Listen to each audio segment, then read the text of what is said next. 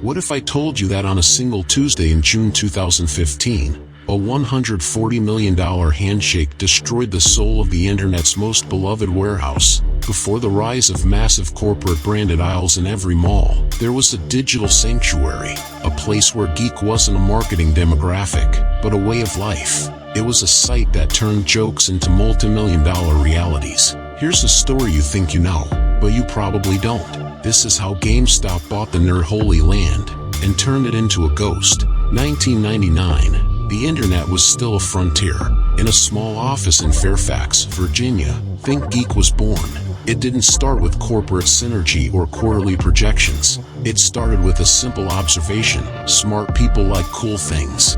For a decade, ThinkGeek was the curator of the weird. They weren't just a store, they were the internet's funhouse mirror. Every April 1st, they would post fake products so brilliant that the community demanded they become real. The Tauntaun sleeping bag, the iCade. These weren't just toys. They were proof that the people behind the screen were just like us. They understood the references. They shared the obsession. But success in the digital age always attracts a specific kind of predator.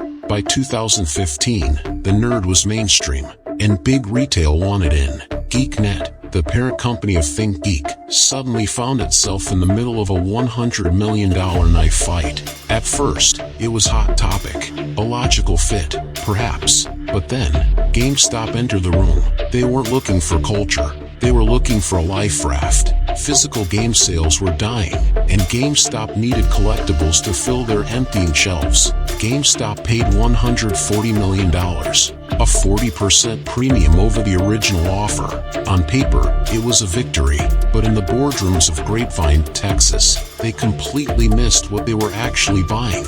They bought the inventory, but they forgot to buy the soul. The erosion was slow, then sudden. First, the unique, only at ThinkGeek products started appearing in the back of cramped GameStop stores next to used copies of Madden. Then, the voice changed. The witty, insider descriptions were replaced by sterile, SEO-optimized copy. And then, in June 2019, the hammer fell. The website was shuttered. Moved, they said. Folded into GameStop.com.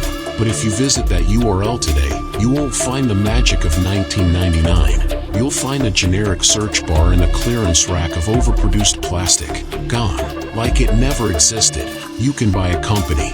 You can buy a warehouse full of Tauntaun sleeping bags. But you cannot buy a community's trust once you've traded it for synergy. GameStop didn't just close a website. They closed a chapter of internet history. They took a digital holy land and turned it into a line item on a quarterly report. And you know what? They weren't wrong, technically. But here's what they missed. You can't mass produce a culture. You can only destroy it.